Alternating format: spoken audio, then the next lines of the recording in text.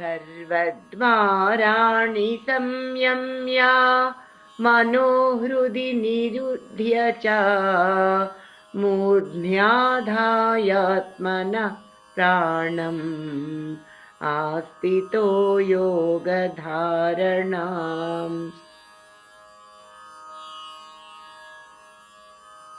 ओमित्येकाक्षरं ब्रह्मा व्याहरन् मामनुस्मरन् यः प्रयाति त्यजन् देहं स याति परमां गतिम्।